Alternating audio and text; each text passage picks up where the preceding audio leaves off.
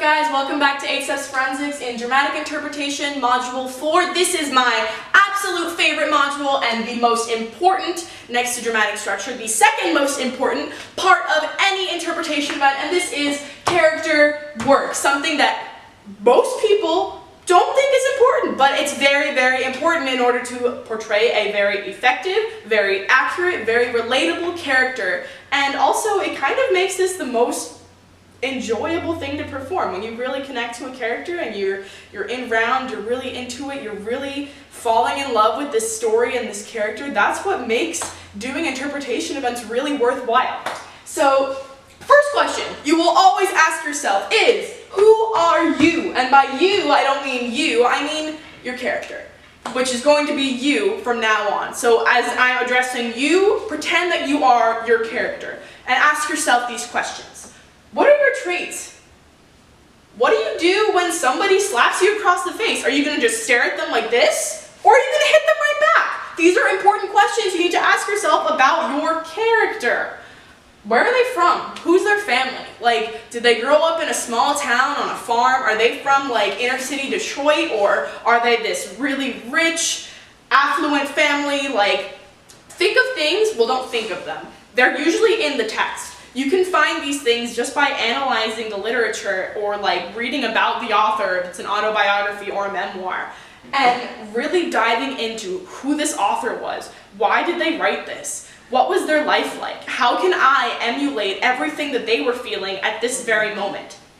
And relationships. So relationships to their family. What was their relationship with their mother like, or their father like? Did their father leave them when they were younger? Do they have any kids? Do they have any siblings? How did they grow up? These are kind of typical questions on what makes a person the person they are today. So I know for you guys, and this is actually you guys, the people watching, you guys all have a story. You have something that has happened in your life, or many things that have happened in your life. You have a family. You grew up in one town or multiple towns. I know I grew up in multiple towns. And you have all these different events in your life that have made you who you are, which is such a beautiful thing. And similarly, whether it's a fictional character or a real character and a real autobiography, a person that's actually written this, they have had all these events in their life too that have made them the person that they are. So when you're doing this character work, think of this person as yourself. You are now this person. You have had all these events happen to you. Maybe you've had a death in your family. Maybe you've moved around so many times. Maybe you've had like, I don't know, maybe you've been sick. So many things have happened to you that have made you who you are, that have made you stronger every single day. All these things have happened to these characters too. And since you are now this character, you are going to find all these different events that have happened. You are going to feel every single thing that they have felt. And that is called method acting, which we will get into in further modules.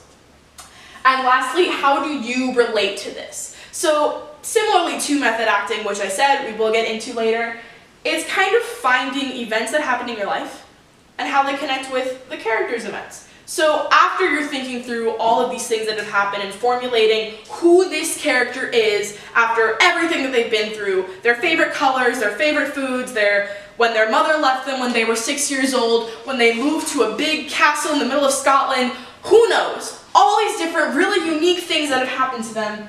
How do you relate? Where do you come in?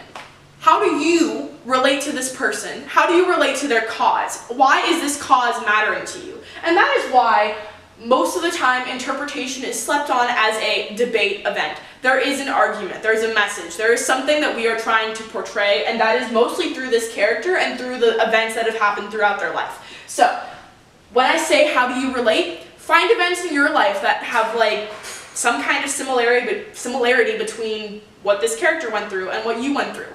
Find a cause in your life that you really relate to, or if you have the same exact cause as this character, that's brilliant. That's something that you guys have so much in common with, which is only going to make your connection to this character even more strong. So, character work is absolutely one of the most important parts of any interpretation event.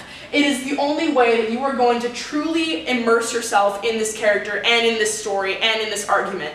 It is what really makes the best actors and the best interpreters. This is how you make those connections with the audience as well as between yourself and your character. So that is character work, module 4. We'll see you back for module 5.